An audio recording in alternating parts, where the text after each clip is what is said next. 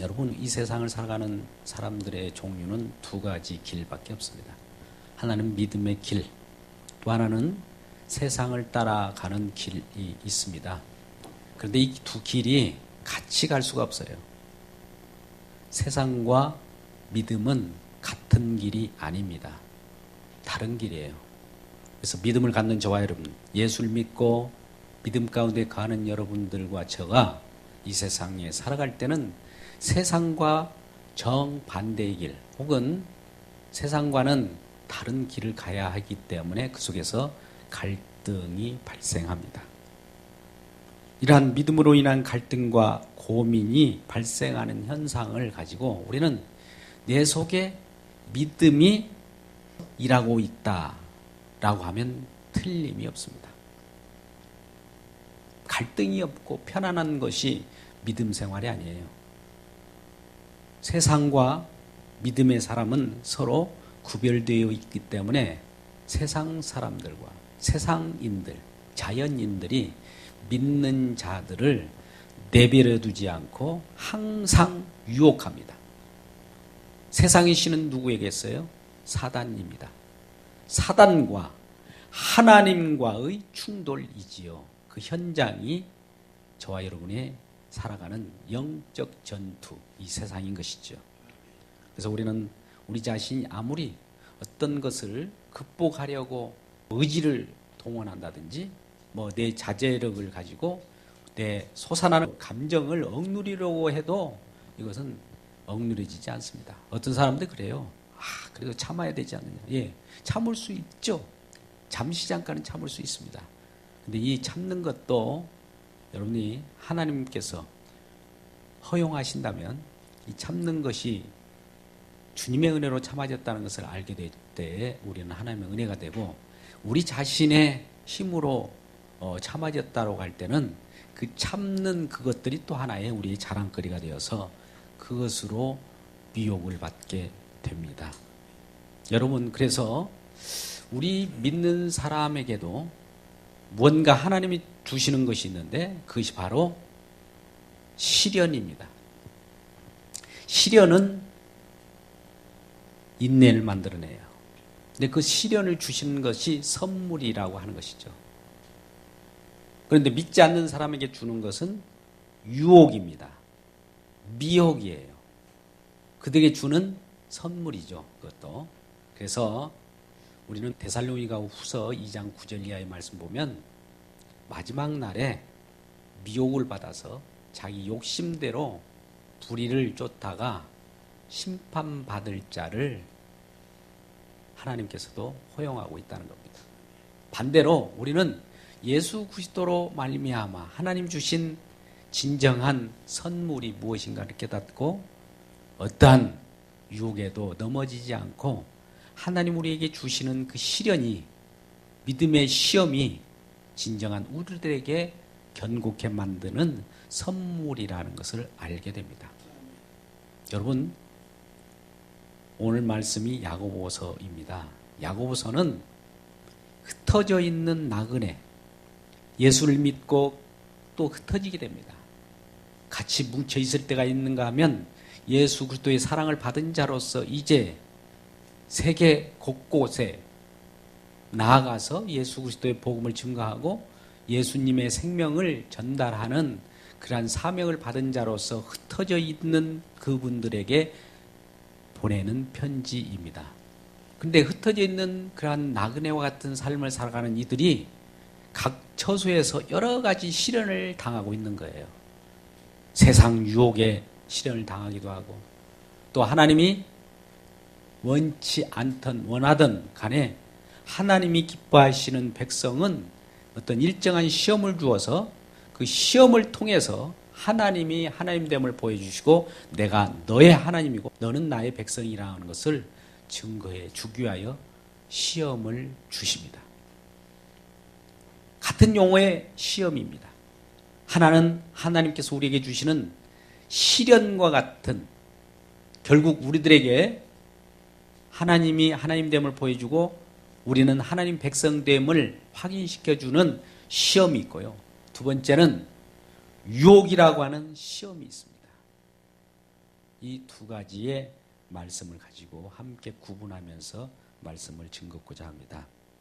12절 말씀 보니까 시험을 참는 자는 복이 있나니 이는 시련을 견뎌낸 자가 주께서 자기를 사랑하는 자들에게 약속하신 생명의 면류관을 얻을 것이기 때문이라. 아멘. 시험을 찾는 자는 복이 있다. 여기에서 시험은 트라이얼, 테스트라고 표현할 수 있어요. 하나님은 저와 여러분에게 하나님 백성임을 확인시켜 주기 위하여 잠깐 시험을 줍니다. 시험을 받지 않고 하나님이 테스트를 받지 않고는 하나님 백성임을 확인할 길이 없어요.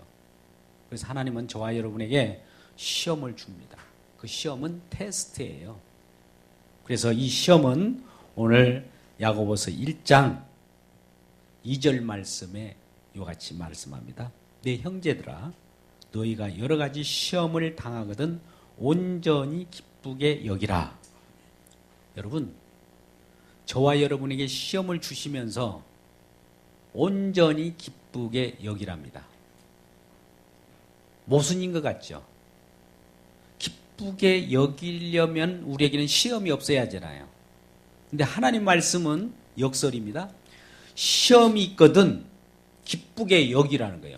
시험을 통해서 하나님이 우수성을 드러내고 하나님이 저와 여러분을 위하여 무슨 일을 할 것이기 때문입니다. 그걸 기대하는 거죠. 그래서 그 시험은 우리에게 시련이라고 하는 것을 통해서 인내를 만들어냅니다. 저와 여러분을 연단한다는 것이죠. 근데 그 연단이 우리를 실패 속에서 연단하는 것이 아닙니다. 실패하기 위하여 연단하는 것이 아니라 이미 우리에게 약속의 생명의 면류관을 주기 위한 것이라. 12절에 그렇게 말씀하시고 주께서 자기를 사랑하는 자들에게만 이와 같이 시험을 준다는 거예요. 여러분, 저도 이제 동기 목사님이 이런 말씀을 한 적이 있어요. 그동안 승승장구입니다. 탄탄대로예요. 어려움이 없었어요. 인생 가운데 정말 어려움이 없는 거예요. 그런데 그분은 교목입니다. 또 지금도 어려움이 없어요. 그런데 우리가 같이 기도하다가 그분의 마음 가운데 이런 하나님 음성을 들은 것 같아요. 들었는지 아니면 자기 감정인지 모르지만 나는 시험이 없는 것이 시험이다. 두렵다는 겁니다. 하나님을 사랑하는 자는 분명히 하나님이 이끄시는 어떤 인도함 속에서 우여곡절도 있고 어려움도 있고 어려움에서 헤어나오는 것도 있어야 되는데 자기는 그런 것이 없다는 것이죠. 그래서 오히려 내가 하나님으로부터 버림받는 것이 아닌가라고 생각하는 것입니다. 여러분, 악인의 형통함을 여러분 아십니까? 시편 73편에는 그런 말씀입니다. 악인의 형통함. 악인도 형통합니다. 어려움이 없어요. 힘든 것이 없어요. 그러나 그 끝은 멸망입니다. 그런데 우리는 이 세상에 던져진 존재입니다. 왜 하나님께서 이 땅에 저와 여러분을 전제를 던져 놓았을까요? 이 땅은 거주할 곳이 아니라는 것을 우리로부터 확인시켜 주려고 하는 겁니다. 이 땅이 좋으면 하나님이 원하는 새로운 새 땅, 신천, 신지를 만들어 놓고 천국을 만들어 놓고 그쪽으로 가자고 하는데 갈 사람 있겠습니까? 그러니 이 세상과 저 세상, 하나님이 만드신 두 세상이 있는데 이 땅, 현세와 하나님 만드신 영원한 세계인 천국과의 갈등이 우리가 살아가는 현실 속에서 나타날 수밖에 없는 거예요. 그래서 날마다 우리는 저 곳을 향하여 하나님을 향하여 바라볼 때 이 땅에서 유혹을 받지 않지만 이 땅을 바라보고 살아갈 때는 날마다 세상 속에서 여러 가지 유혹을 받게 됩니다. 그런 유혹은 이미 아담과 하와로부터 선악과를 따먹고 난 다음에 모든 인간이 유혹을 받고 난 다음에 느끼는 거예요. 이미 그 안에서 물들어 버렸어요. 무엇인가 유혹을 받을 때마다 우리는 그 육신의 정욕, 안목의 정욕과 이생의 자랑으로 쪄들어져 있다는 겁니다. 그리고 심지어 이러한 것들을 가지고 살아가는 저와 여러분이 어려움을 겪을 때마다 하나님을 원망하게 됩니다. 하나님이 선악과를 방치해 두셔가지고 우리 조상 아담이 그것을 따먹음으로 말미암아 우리 모두가 어려움을 겪지 않습니까? 하나님 이러할 수가 있습니까? 라고 원망할 수가 있어요. 그러나 하나님은 그와 같이 하신 것도 우리를 테스트하고 우리에게 무엇인가 그 어려움 속에서 구원자 예수 그리스도를 보내시기 위한 것이에요. 우리는 오늘날 대중가요 속에서도 어떤 분이 정말 그 갈등 가운데 절규 속에서 그러한 노래, 가요를 부르는 모습을 보게 됩니다. 잠깐 스크린을 통해서 한번 보도록 하죠. 나는 알고 싶다. 전설 속에 해된 동산에 선악과는 도대체 무슨 이유로 지워주질 않았나? 무슨 까닭에 무슨 까닭에 무슨 까닭에 무슨 까닭에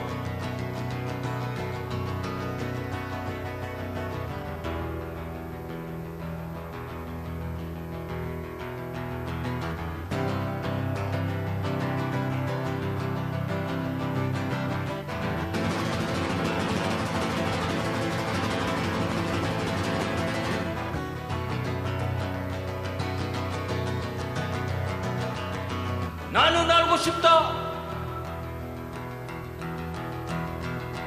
전설 속에 해된 동산에 선악과는 도대체 무슨 이유로 지워주질 않았나? 무슨 까닭에 무슨 까닭에 무슨 까닭에 무슨 까닭에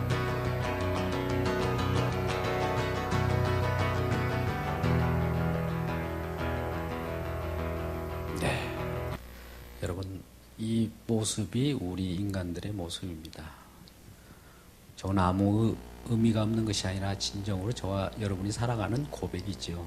전 속에서 하나님을 원망하는 듯 보이나 저 속에서는 큰 복음의 내용이 있습니다. 하나님 왜 무슨 까닭, 무슨 이유로 우리에게 그와 같이 어려움을 겪게 하십니까? 라고 하는 거예요. 근데 이러한 시련, 이러한 시험을 만나거든 온전히 기쁘게 여기시는 저와 여러분 되시길 주의 이름으로 축복합니다. 역설입니까? 여러분들에게 어떤 시험거리를 줘놓고 기뻐하라고 하는 것이 말이 많습니까? 그러나 하나님은 이와 같이 시험거리를 통해서 하나님이 그 속에서 무슨 일을 하시겠다는 거예요. 어떤 상황, 곤란과 환난 속에서도 하나님은 그것을 극복하며 하나님의 하신 일을 보여주시고 그 일을 저와 여러분이 하신 일로 보여주겠다는 겁니다. 그런데 여러분, 이러한 유혹에서 벗어나는 것을 우리 스스로는 할 수 없어요. 그래서 대신 저와 여러분에게 유혹을 줄 만한 첫 번째 아담이 저와 같이 실패했지만 두 번째 아담인 예수께서 마태복음 4장 1절 이하에 성령의 인도함을 따라서 광야로 나아가게 됩니다. 40일을 금식하고 난 다음에 유혹을 받게 되죠. 그 유혹이 무엇이었습니까? 첫 번째는 세상 모든 것들 속에서 떡을 만들어 먹으라는 거예요. 우리의 의식주 문제입니다. 저와 여러분이 가장 면밀하게 차가워오는 사단의 유혹은 먼저 떡으로 만들어 먹으라는 거예요. 재물의 유혹입니다. 사단은 재물로서 저와 여러분에게 유혹하는 줄 믿습니다. 그것을 먼저 아시는 것이 중요한 거예요. 그럴 때 하나님께서 뭘로 그 유혹을 물리쳤습니까? 말씀. 하나님 말씀이 기준이에요. 우리의 생각과 우리의 지혜가 아니에요. 성경 말씀입니다.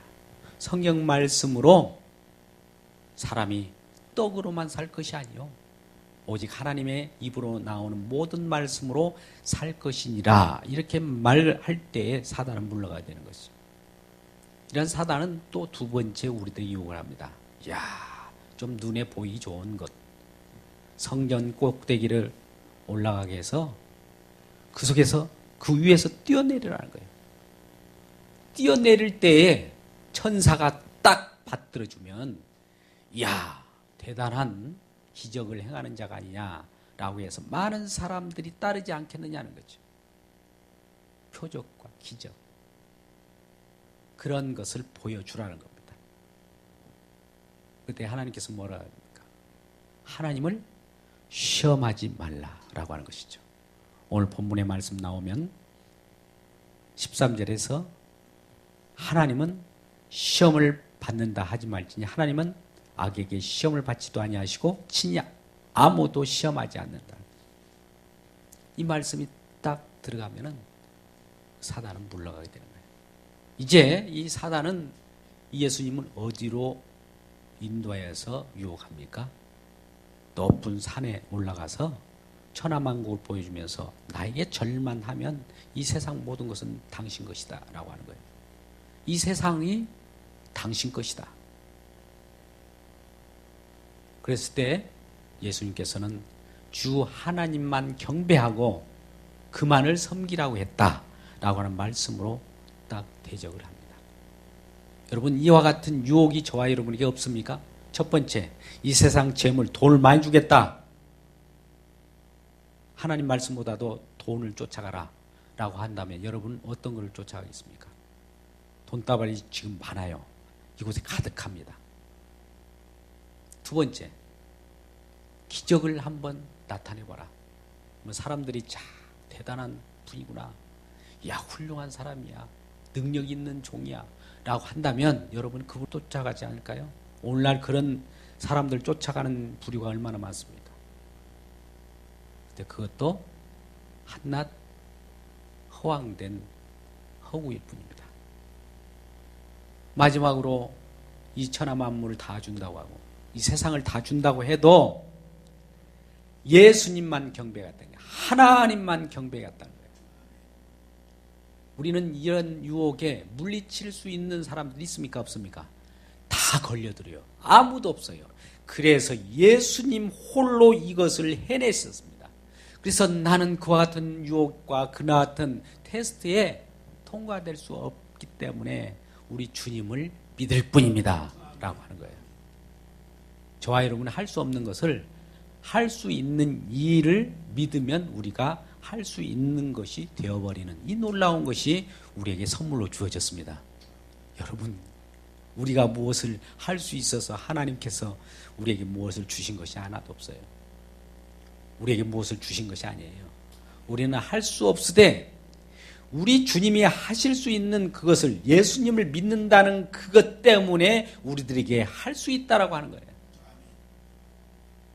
우리 존재 자체는 능력이 부족합니다.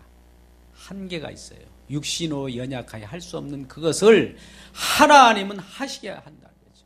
우리가 하시게 하는 것이 아니라 예수 그리스도를 통해서 하시는데 예수 그리스도를 믿는 자도 예수 그리스도가 하신 것을 덕을 보는 거예요. 그걸 믿음이라고 합니다. 그러니 여러분들이요 속지 말라고 합니다. 자, 12절, 16절 말씀. 내 사랑하는 형제들아 속지 말라. 뭘 속지 말라는 거예요? 세상 유혹에 속지 말라는 거예요. 아까 같은 돌을 떡으로 만드는 재물에 대한 욕심, 또 기적에 대한 욕심, 세상에 대한 욕심에 유혹되지 말라는 거예요. 그걸 가지고 오면서 너 이렇게 하면 이렇게 줄 거라고 하는 그러한 사도나 그러한 선지자나 그러한 복음 전하는 자가 있다면 그 귀구리지 말라는 거예요. 여러분 가끔가다 그러잖아요. 오늘날 복채를 들고, 지금도 복채를 들고 가면 양복을 입은 무당 짓을 하는 목회자들이 들어있죠. 그건 뭐냐? 그들에게 가서 오직 하늘의 것을 우리가 전달하고 하늘의 것을 통해서 모든 성도들이 생명을 얻어야 되는 이 복음을 전달해야 되는데, 그것이 아닌 이 세상 것을 주어진다는 거야. 이렇게 하면 이것이 얻어질 거야. 이렇게 하면 배부를 것이야. 라고 이렇게 말해주는 그러한 목회자가 있다면 분별하시기를 주의 이름으로 축복합니다. 또 이렇게 하니 나의 능력을 보고 네가 나를 따르라 라고 하는 목회자가 있다면 분별하시길 주의 이름으로 축복합니다. 세상 모든 걸 다 줄 테니 나를 따르라 라고 하는 그런 자가 있다면 구별하시길 주의 이름으로 축복합니다. 왜 그러냐? 오늘 말씀에 16절에 내 사랑하는 형제들아 그런데 유혹되지 말라, 속지 말라는 거예요. 그럼 속지 않을 수 있고, 또 그러면 우리가 어떻게 살아가야 됩니까? 라고 할 때 17절 말씀입니다. 17절은 같이 읽겠습니다. 시작. 온갖 좋은 은사와 온전한 선물이 다 위로부터 빛들의 아버지께로부터 내려오나니 그는 변함도 없으시고 회전하는 그림자도 없으시니라. 아멘. 온갖 좋은 은사, 기프트죠. 또 온전한 선물, 기프트죠. 이것이 어디로부터 오느냐? 세상을 쫓아서 오는 것이 아니라 하늘로서 온답니다. 빛들의 아버지께로부터 내려온다는 겁니다. 근데 그분은 우리가 세상 것은 우리가 받아도 계속 영원한 것이 아무것도 없어요. 잠시 있다가 사라집니다. 또 세상 것은 변화가 돼요. 변질이 돼요. 그런데 하늘의 것을 주관하시는 하나님은 변함도 없으시고 회전하는 그림자도 없으시다. 표현이 멋지죠? 하나님은 변하지 않는 분이시라는 거죠. 하나님은 약속하시고도 약속을 아예 엊그저께 내가 잘못 약속한 것 같아 해가지고 취소되는 법이 없어요. 말씀하신 대로 꼭 이루어지게 되어 있고 말씀하신 대로 그대로 시행을 하신 분이 하나님이십니다. 또 회전하는 그림자도 없다라고 하는 것은 여러분 한번 생각해 보세요. 그림자가 무슨 회전을 합니까? 이 불빛이 위에 있다면 무엇인가 물체가 있어요. 물체가 있을 때 물체가 이렇게 움직일 때 움직이면 그에 따라서 그림자가 형성되게 되어 있죠. 여러분 이 세상 빛들 중에 빛이 아무리 강렬한 빛이라 할지라도 그림자가 있습니다. 우리 눈에는 보이지 않는 빛이라 할지라도 실질적으로 무엇인가 관찰하면 다 그림자가 있어요. 그러나 그림자가 없으시는 영원하신 그 자체이신 분은 하나님 한 분밖에 없다는 거예요. 세상 모든 것은 그림자가 있다고 하는 것은 그늘졌다는 거예요. 그늘졌다는 것은 이건 불완전하다는 것이죠. 부족하다는 거예요. 그러니 이러한 부족한 그림자와 같은 저와 여러분 생활보다도 하늘의 온갖 좋은 은사와 온전한 선물이 다 위로부터 온다는 사실을 알고 땅의 것을 조차 살지 말라. 땅의 것으로 누가 유혹한다면 거기에서 속지 말라는 거예요.